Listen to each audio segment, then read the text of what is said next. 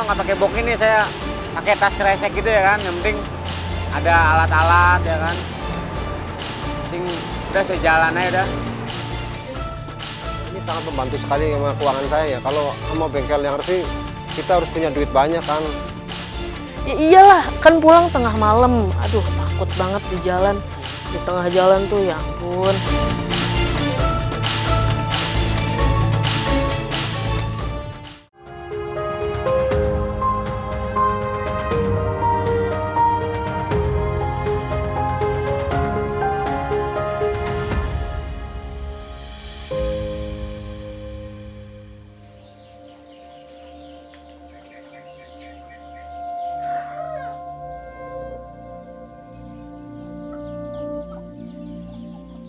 Mendung menggantung di langit Jakarta pagi itu.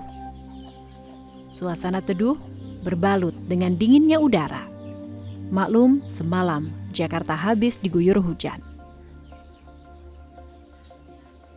Di sebuah rumah kontrakan semi permanen di kawasan Cipete, Jakarta Selatan, terlihat seorang pria bertopi merah sedang bersiap-siap. Ia adalah montir motor bernama Depriyandi, atau akrab disapa Pian.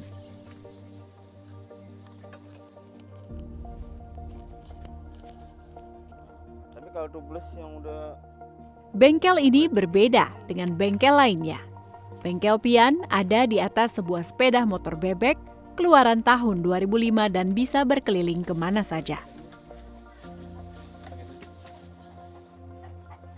Satu persatu perkakas dan onderdil motor masuk ke boks besar di bagian belakang motor. Setelah semua siap, Pian pun berangkat.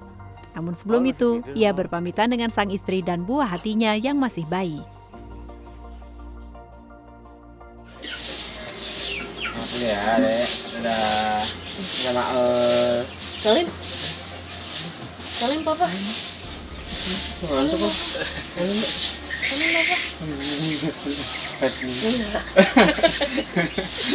Aduh. Salim, Papanya.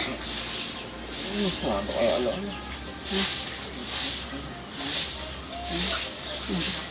Ya, udah kan. Ya, hati-hati, Pak.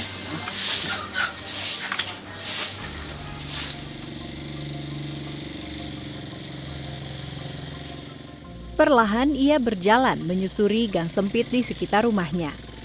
Pian harus ekstra hati-hati karena kotak peralatan di bagian belakang motornya cukup besar. Pagi itu, Pian menuju kawasan Pondok Indah, Jakarta Selatan. Ia memang biasa menjelajah daerah tersebut untuk mencari pelanggan. Setibanya di sana, Pian langsung menepikan motor, merapikan peralatan dan menunggu pengendara motor yang membutuhkan jasanya. Sudah kurang lebih setahun Pian menjalani profesi ini. Awalnya ya selama pandemi itulah, semenjak saya di PHK, langsung saya ada ide, kenapa yang di sini kan nggak ada bengkel di daerah Pondok Indah ini. Makanya saya langsung, saya keliling aja dah. Bismillah aja lah ya kan. Kondisi lalu lintas di wilayah Pondok Indah pagi itu terlihat ramai lancar. Tidak berapa lama, datang seorang pengendara motor bernama Yono. Ada yang tak beres dengan motornya. Pian yang sudah siap dengan peralatan langsung mengecek motor Yono. Cek listrikan dulu, businya kita cek. Benar saja, kelistrikan motor Yono bermasalah. Ini yang membuat motor tersebut tak bisa menyala. Setelah mengetahui penyebabnya, Pian langsung memperbaiki motor Yono. Kepiawaian Pian mengutak-ngatik mesin motor didapat sejak duduk di bangku sekolah. Ia mengaku tak pernah belajar otomotif secara formal. Sebuah berangkat dari hobi. Ya, memang saya di motor itu dari dulu hobi. Hobi ya kan.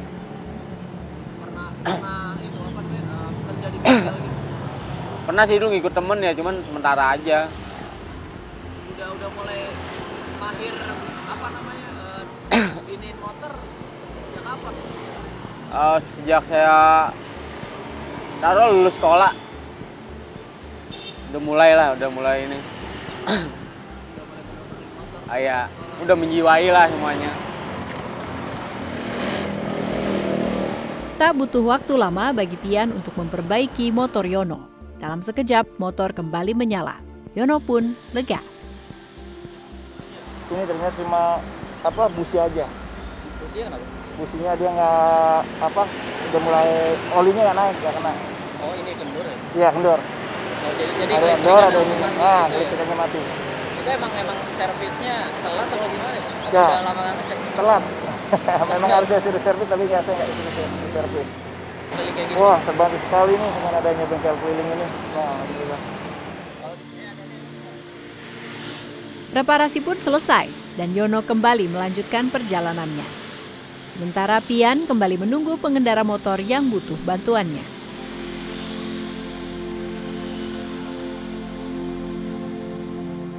Langsung aja kena PHK. Kudu apa nih suami? Kerja apa dulu? Waktu pertama-tama sih kerja di mebel.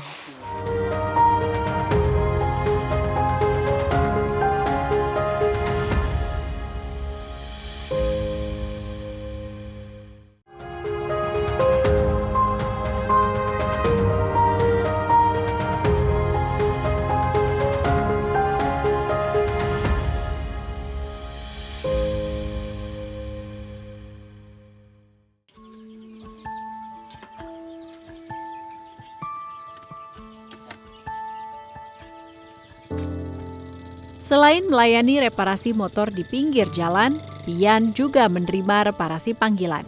Bisa ke rumah, ke kantor, atau tempat lain yang ia sepakati dengan konsumennya. Hari itu, Pian beruntung. Ia mendapatkan panggilan dari salah satu warga perumahan wilayah Pondok Indah. Ia mendapat order memindahkan mesin ke rangka motor lainnya. Ya yuk. Sini yang muter. Ya sering muter. Terus saya nahan terus. Tuh, nahan.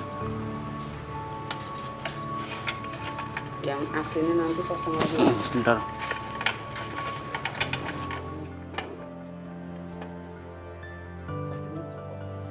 Memindahkan mesin motor bukan perkara mudah. Ongkosnya pasti mahal. Ya, Tapi Pian selalu terbuka dengan para pelanggannya, terutama soal harga. Ia tidak mau harga yang ia patok dirasa terlalu mahal oleh konsumennya. Berapa bang harga ya? Saya bilang ya standar aja bang, saya mah nggak mahal-mahal ya kan.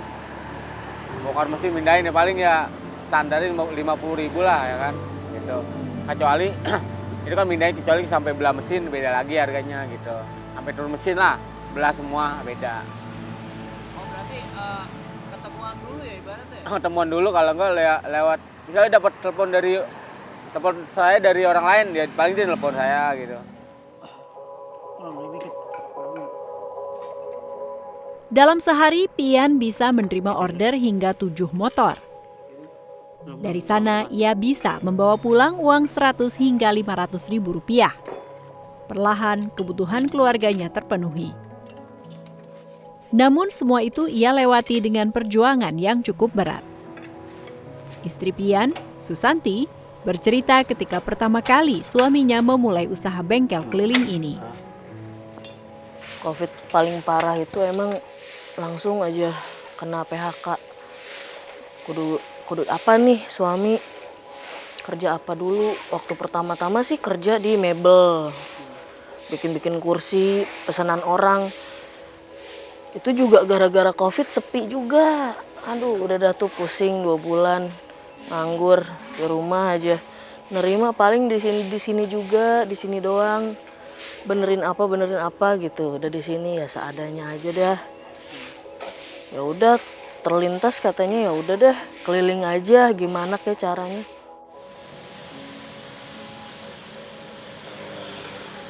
Ketika merintis usaha bengkel keliling, bisa dibilang Pian hanya bermodal nekat. Pekerjaan ini ia lakoni karena terdesak kebutuhan keluarga. Dulu mah nggak pakai box ini, saya pakai tas kresek gitu ya kan. Yang penting ada alat-alat ya kan. Penting udah saya jalan aja udah. Dalam kondisi seperti itu, Susanti tetap setia mendukung sang suami. Nggak ada modal juga dia jalan.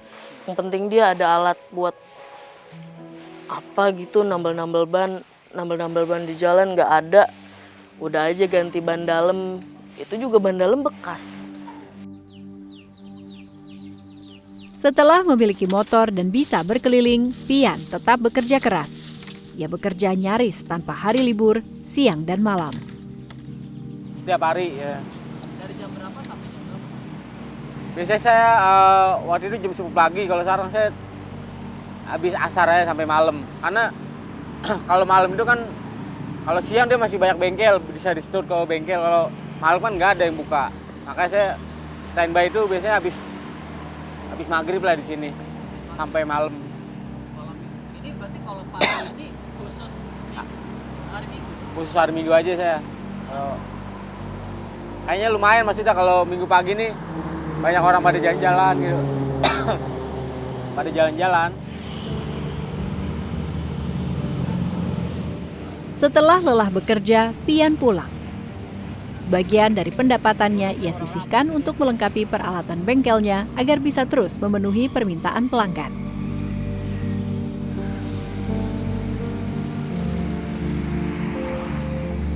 Ini sangat membantu sekali sama keuangan saya ya. Kalau sama bengkel yang resmi, kita harus punya duit banyak kan, harus ganti ini kan. Kalau yang masih bisa diakalin gitu.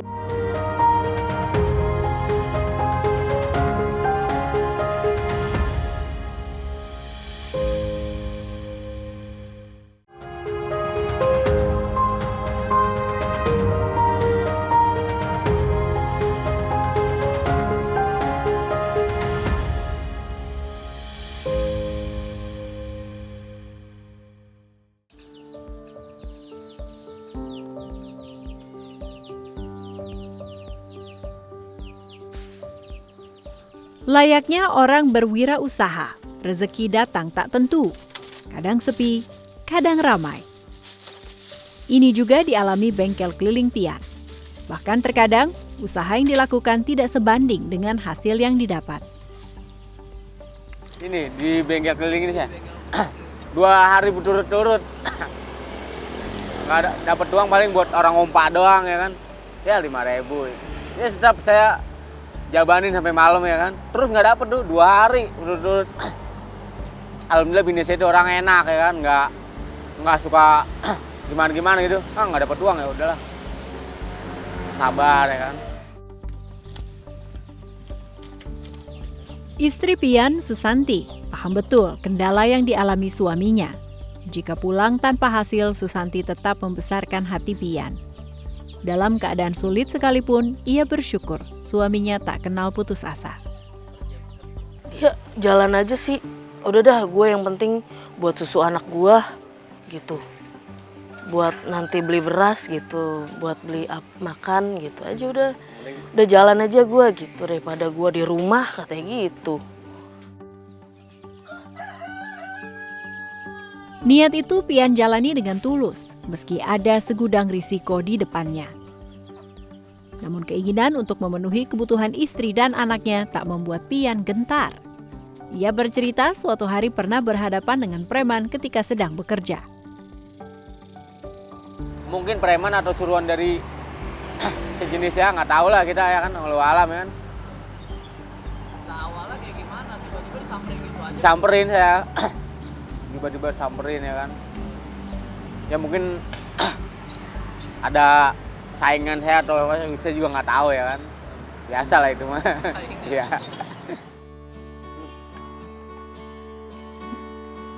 Meski Pian menganggap biasa sejumlah risiko yang ada, tidak dengan Susanti.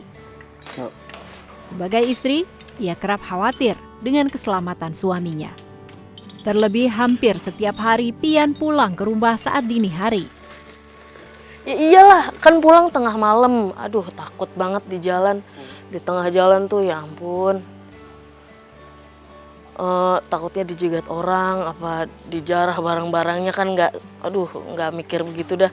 Takut aja gitu juga. Selama setahun menjalani usahanya, Pian bertemu banyak pelanggan dengan beragam karakter. Dari sana muncul cerita dan pengalaman yang tak bisa ia lupakan. Salah satunya ketika mendapati pelanggan yang tidak membawa uang. Waktu itu servis ngelahar roda, oblak kan jadi ban goyang-goyang. Kalau dibawa jalan kan bahaya. Gitu. Dia nggak punya uang adanya, ya udah. Kalian sama komstir ya kan, ya udah. Ya nggak banyak sih. Itu bisa habis berapa bang? Itu waktu itu servis sama spare part itu kita 110 lah sama jasa. Setelah motor diperbaiki, ternyata si pemilik motor tak punya uang. Ia lantas menitipkan kartu tanda penduduknya sebagai jaminan. Namun setelah itu, ia tak pernah kembali. Pembayaran ongkos bengkel jadi tak jelas. Namun Pian tak marah. Suatu saat ia malah ingin mendatangi rumah pelanggannya tersebut dan mengembalikan KTP-nya. Ia tak masalah jika si pemilik KTP tidak bisa membayar jasa servis motornya. Dia nggak bawa uang, nitip KTP. Ya lah nggak apa-apa lah ya kan. Sampai nggak ditebus KTP ya lah, biarin lah ya kan. Nanti juga kan ada timbal baiknya lagi gitu. Ya nggak juga sih, cuman kan saya mikirnya mungkin emang dia nggak punya uang ya kan. Kayak KTP ya udahlah, nggak apa-apa jaminan ya kan. Sebenarnya saya juga nggak mau megang KTP, cuman dia kadang juga maksa. Ya udahlah ya kan. Bagi Pian, membuka usaha bengkel keliling tidak hanya untuk mencari uang, tapi juga untuk membantu orang yang kesulitan. Di sini dulu ibaratnya ada customer bannya bocor, dia bawa ban sendiri ya kan. Dia bawa jasa pasang ongkos, bang saya punya duit 9.500. Nggak apa-apa bang ya kan. Kalau emang situ nggak ada duit mah ya kan, saya pasangin nggak apa-apa ya kan, untung nolongin. Jadi saya nggak terlalu ini ya kan. Hobi ya kan, ambil kerja gitu aja udah. Mungkin ini yang tak bisa ditemui di bengkel lainnya. Pelayanan yang tak hanya sekadar mengejar keuntungan. Oh, ini sangat membantu sekali sama keuangan saya. Kalau mau bengkel yang resmi, kita harus punya duit banyak kan, harus ganti ini kan. Kalau masih bisa diakalin gitu, dipakai dulu itu sambil ngumpulin duit itu. Kalau untuk Bang Ian sangat membantu sekali, nanti bisa talangin dulu kalau kenal gitu, kalau kita lagi ada duit. Kalau ya gimana nunggu ada duit dulu baru ganti gitu.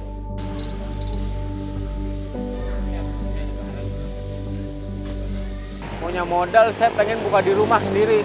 Bakal saya ada buka ruko lah. Buka ruko tetap bengkel kan, kalau bisa jadi satu sama anak istri.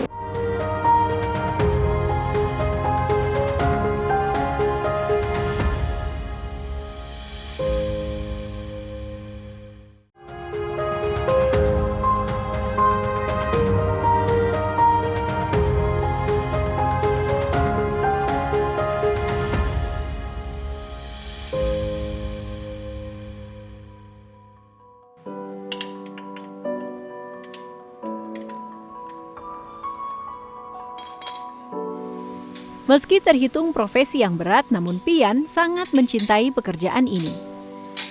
Ia yakin bisnis otomotif tidak akan mati dan tetap memiliki peluang yang menjanjikan untuk jangka panjang. Kok saya sampai akhir hayat kali ya. Soalnya kan otomotif itu kan dia sepanjang masa, motor makin ada yang baru lagi. Jadinya tuh ibaratnya kerjaan ada terus pasti, ya kan gitu. Spare part pun yang baru ada lagi jadinya nggak bakalan ini dah. Pokoknya terus lanjut kalau di otomotif mah. Meski begitu, masih ada impian yang ingin diraih Pian, yakni memiliki kios bengkelnya sendiri. Tetap saya ke otomotif ya, karena saya hobi ya kan, hobi sama cinta ya kan. Kalau saya punya modal saya pengen buka di rumah sendiri. Bakal saya ada buka ruko lah, buka ruko tetap bengkel kan, kalau bisa jadi satu sama anak istri ya gitu. Misalnya ruko di bawah, anak istri di atas, jadinya nggak jauh dari keluarga lah gitu. Saya pengennya. Salah satu pelanggan tetap Pian, Sutikno, pernah mendengar mimpi Pian tersebut ketika mengobrol di sela-sela membetulkan motornya. Ia berharap Pian bisa mewujudkan impiannya membuka bengkel sendiri. Mudah-mudahan yang lebih maju lagi, terus bisa kerjasama, siapa yang punya modal itu bisa buka bengkel, benernya misalnya ada kios gitu, bisa bengkel bersama gitu, kerjasama gitu. Pelanggan Pian lainnya, Yono, malah berharap bengkel keliling seperti ini bisa bertambah jumlahnya. Menurutnya, keberadaan bengkel model ini sangat membantu pengendara motor, terlebih dalam keadaan darurat. Ya perlu kayak perlu diperbanyak ini, apalagi daerah-daerah perumahan begini kan. Kalau pas lagi tengah jalan masuk gitu, nah, jadi ya perlu ditambah lagi kalau ada begini nih. Sementara harapan Susanti tak muluk. Sebagai teman hidup yang tahu betul jatuh bangun suaminya dalam mencari nafkah, ia hanya berharap usaha sang pujaan hati dilancarkan serta dijauhkan dari segala kesulitan. Ya biar lancar aja, maju terus. Selalu berdoa, didoain supaya maju. Dia lancar aja deh usahanya. Nggak ada yang ganggu di jalan gitu aja. Terik panas matahari, hujan, maupun dinginnya udara malam sudah menjadi teman Pian dalam bekerja. Namun, tak ada yang lebih menyenangkan jika usaha yang kita lakukan memberi manfaat untuk orang lain. Itulah yang dilakoni Pian selama ini. Siap membantu pengendara motor yang tertimpa malang di tengah jalan agar bisa kembali ke rumahnya dengan selamat.